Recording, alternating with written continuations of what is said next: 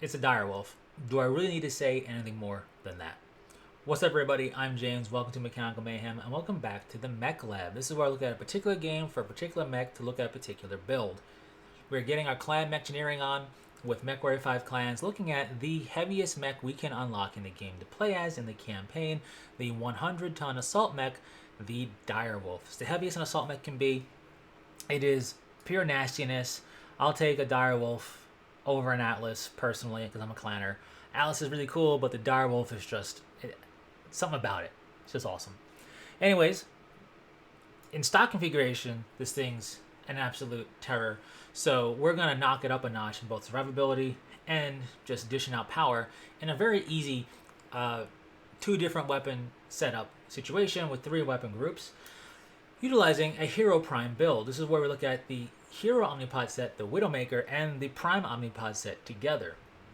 Because Trials of War is free, so Widowmaker is free for everybody. Once you unlock the Direwolf, you get both the Prime and the Widowmaker Omnipod set together, so you can do this build immediately. Now, I will say this, the Direwolf is powerful even in its stock form, but if you want to really up your survivability and dish out punishment in spades, here we go. Now, I will say, this mech is impressive. I've used this build in campaigns, Expert and all that, and Trueborn and all that, and it is powerful. But it's not the most powerful build you can make with these 2 Omnipod sets together. It's a little bit quote-unquote tame. But you know what? That's okay. We can always come back and check out more just complete off the deep end power for the Direwolf later. I wanted to showcase a build that was just going to be straightforward, simple, and also not just a laser boat or whatever, which is my typical style because I love energy stuff in Battletech, but a little bit more variety. So, you know, lasers and autocannons. We got variety. So, as you can see, it's the Widowmaker and the Prime Omnipod sets. I utilize Widowmaker right and left torso, and that's really about it. You do you. This is how I'm doing it. There's a lot of variety here. Even just in doing a pure reprime build, you have a lot of variety for what you can do. And then when you throw the Widowmaker set in there, you have even more variety. So, I mean, I'll just show you the Widowmaker arms in case you don't know. So the Prime arm has lasers and autocannons, but the Widowmaker has energy slots as well and missiles. So if you're missing your missiles, don't worry about it. You don't just have the left torso from the Prime for that, you also have both arms. So there's a lot of variety you can do. For me, though, it's just Widowmaker right and left torso. The rest are Prime. Now, I did remove 1 double heatsink. This mech gets a little spicy on the heat department. Nothing too bad, but I removed it for survivability purposes because it was in the center torso. So we'll go over the war gear first. In the right torso, I kept the 2 ER medium lasers and I bumped up an ER small to an ER medium. We have 3 ER medium lasers in the right torso. Both the left and right arms are equipped the same way. 2 ER medium lasers and 1 LB-10X autocannon in solid slug configuration. Why solid slug configuration? Well, it's got a max range of 540 meters stock, which means that at that range with the cluster shot, it would spread. And I'm not looking for spread damage. Sometimes you are. You want to soften up the mech in general, right? And the spread is very nice when you get up close. You have basically a double-barreled shotgun here, right? With buckshot when you do that. But I wanted a solid slug because I wanted more or less where I hit to be where the damage goes. And I didn't want it to spread around. And I wanted that because I wanted to really make use of that range as best I could. And I feel with cluster, I'm going to be missing or spreading the damage around too much. And I want to hit hard where I want to hit, more or less, the best of my ability. So that's why I personally did that. The cluster shot isn't bad. The standard LB-10X is absolutely fine. I just went for this myself. It's really your personal discretion. So we did that in both the arms alongside with 2 ER medium lasers, meaning we have 7 ER medium lasers and 2 LB-10X autocannons. Now remember, the medium lasers have a 900 meter max range without any upgrades or pilot skill or war gear. So you still have really good range, right? It's not like it's bad. It's medium range for clans, which means we're doing long range damage and hitting against the spheroids. So with that, we're going to get ammo. and we have 5 tons of it. We have 2 tons in the left torso and 3 tons in the right torso for our autocannons. To that, I have armor almost everywhere I can put it. We can't do anything with the left leg, and I did something different with the right leg. So we have 1 ton of armor in the head, 2 tons of armor in the center torso, 2 tons of armor in the left torso, 2 tons of armor in the right torso, and 3 tons of armor in both the arms, the left and right arms. Then, the only other spot I had open was the right leg, and it has 2 spots open. You could put the double heatsink here, which would give you your heat efficiency back a little bit. We still would run a little spicy, but it would help. You could put armor here, and I suggest that if you were noticing that your direwolf is getting legged a lot by the AI. The enemy AI sometimes will go for direwolf legs, like it's, I don't know, like it's a tube and it's a cat trying to eat that tube snack. So, anyways, with that said, I didn't do either of that. You could easily do that. Instead, I did a targeting computer Mark II for a little bit extra projectile speed for our autocannons and a little bit extra energy range for our lasers. All of that, plus whatever pilot bonuses, plus whatever research you've done up to this point, is going to make your weapons pretty effective. We're 1.5 tons away from max weight, but I have literally no more room, so I can't do anything. You could upgrade one of the ER medium lasers to a pulse, but I like pulse lasers, but I'm not going to have just one, and therefore I'm not doing that. So this is it. This is the build. It's plenty powerful though.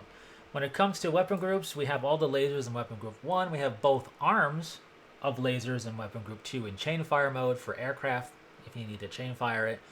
And then we have weapon group 3 for the LB-10X autocannons. Look at that armor. 1078. We actually made the bar fully blue, and we got a little bit of purple going on there, it looks like, because so much armor. When we look at the standard direwolf, it's no slouch at 677 armor at all, right? That is, you know, for standard stock builds, which are not bad builds, and more balanced builds, that's a lot of armor, and that's a lot of firepower. The firepower, I feel, is a little bit misleading on our mech because it has plenty of firepower, but you know, I just feel it's a little bit misleading.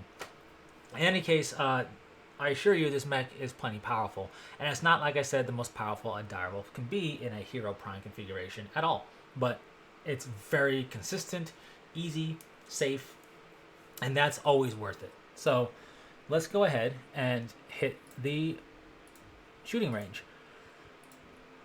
Remember, of course, shooting range, there's no damage reduction that goes on here or anything like that.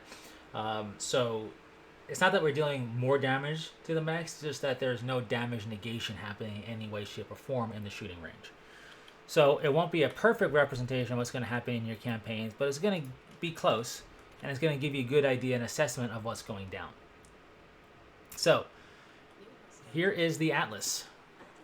100 tons of firepower and armor as well. Atlas is no slouch. We are not that far away. We're just spawned in, right? So we're at 344 meters. We could go back a little bit further. I'm going to do my best to do that. We have 540 meter range in the LB-10s, and we have more than that, obviously, on the ER medium lasers. But with our meager zoom, I find myself not typically going super far away with like ballistic shots, especially if this was cluster. I probably would get closer, but since it's solid, we'll just do it this way and see how well we do. So we'll fire, and you can see the firing rate is not bad on these LB-10s. We add our medium lasers into the mix, and that Atlas went down pretty fast. We had 300 rounds starting off, by the way, of LB-10X autocannon. You might have saw that in the video. We have 300 rounds starting off, so we have plenty to play with here, and we picked off that Atlas pretty well. We were getting pretty hot because the medium lasers do heat soak us, but you know, it doesn't really matter when you're dishing out the damage that we're dishing out. As you can see, the LB-10 solid slugs pretty... Oh, that was a cockpit hit, by the way. That was a cockpit kill. That's very uncommon. But the LB-10s really don't generate a lot of heat at all. And they fire pretty fast. Now, the Ultra Autocannon 10, if you were to do that, let's say, in place of this, whether it's solid slug or not, you could chain, or not so much chain fire, you could rapid fire it in between cooldown, right? In between reloading, at the risk of jamming it. Not really reloading, I guess it's cooldown. And that can lead to a lot more damage downrange, but it could also lead to a immediate jamming of the autocannon. So it's up to you if you like that. I think that was another cockpit kill, so that was also very uncommon. Ultra autocannons are very cool. Pick whichever one you like the most and go with it. I will just say that if you're looking for consistent damage at a good pace and not looking to worry about potential jamming situations, I would go with the LB10X over an Ultra Autocannon 10. But I do know from doing a bunch of Ultra Autocannon 5 usage and spam firing it is that when they do spam fire for a decent pep, they are quite powerful. So it's a trade-off. It's a little bit of a rolling the dice, right? But as such, it's up to you which autocannon you want to make use of. I will say by this time in the game, you will have had plenty of time to do some research. So if you are planning to go with LBX autocannons as your primary autocannon usage, that's totally fine. Whichever one you plan to go for, do some research in that department and then go for that one, right? Otherwise, if you don't have any research really in either autocannon, you still have some time to do research, and this would be a fantastic time to figure out which one you like the most of if you're going to do a build like this. So, one thing I will say is that I feel like 2 LB10s to the Igor's engine should take it out instead of making it one medium laser hit away. But that's just me. Maybe they can tweak that in the future. Who knows? But it's not bad against aircraft. It can still hit them because they're in the arms. So you'll definitely be able to do that for yourself. Of course, you have the lasers in the arms as well to make use of more efficient aircraft destruction. And you have your full laser barrage for ground targets. Now, Demolisher tanks are pretty tanky, pun intended. And we take it out pretty quickly. So this is just one dire wolf, by the way. Obviously, clearly, you can see that. So you could have multiples of these in your star. You could have 2 in your star right away. In fact, if you do that, you're probably going to need to run like something like a Gargoyle or even a Timberwolf. And then other lighter assault mechs in that particular mission. But if you utilize those builds, some Hero Prime builds or Reprime builds or your own custom builds if you want to, in addition to this build or something like it, you're going to have plenty of firepower to make short work of your opposition. And it's just going to get more ridiculous the more direwolves you throw into your star and the more you change the weapon loadouts and unlock Omnipod sets and do some crazy stuff. In any case, I can go on and on because direwolf is awesome. Well, it's not awesome. There is an awesome mech because it's called that. But the direwolf is you know what I'm getting at. In any case, pretty good firepower. By pretty good, I mean very good firepower, very good survivability. Heat gets a little spicy, but we can dissipate it pretty quickly. And when in doubt, just keep using your autocannon to barrage the target because virtually no heat generation, plenty of ammo to do that with. And in a lot of missions, you're going to have an ammo crate or repair bay to capitalize on if you really need it, like halfway or 3/4 through the mission.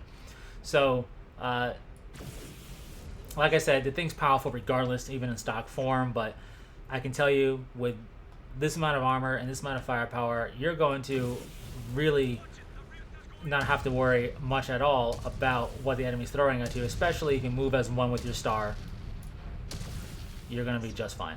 So thanks so much for tuning in. This will mark the more or less the deliberate or the end of deliberately doing just Hero Prime and Reprime builds. I may come back to some of those, some varieties, but as far as MW5 Clans goes and the mechs go, all bets are off now on the Omnipod set configuration. I went over things that can help you get a head start on dominating with that mech once you start unlocking them. From there, you're going to get chassis experience, you can unlock other Omnipod sets, and the world's your oyster, as they say, at least when it comes to build concepts for those mechs. So I'll definitely share some of those as well. Let me know your thoughts in the comment section. What do you do for a Reprime or Hero Prime of the direwolf? So much variety at your disposal for whatever you like to do. So that's pretty cool. Now, whatever it is, outside of doing nothing but machine guns and small lasers, which would be ridiculous and not very effective at all. You would have loads of armor space, right? So you could be pretty survivable. But outside of doing like silly stuff like that, chances are whatever build you're going to come up with for Hero Prime and Reprime situations is going to be more than sufficient to take you through the missions and not even have to necessarily change out of unless you so desire to, because the Direwolf is just has so much room for armor and equipment that you could be happy with it right from the get-go, depending upon your playstyle. Anyways, thanks so much for tuning in and stopping by, and until next time, take care.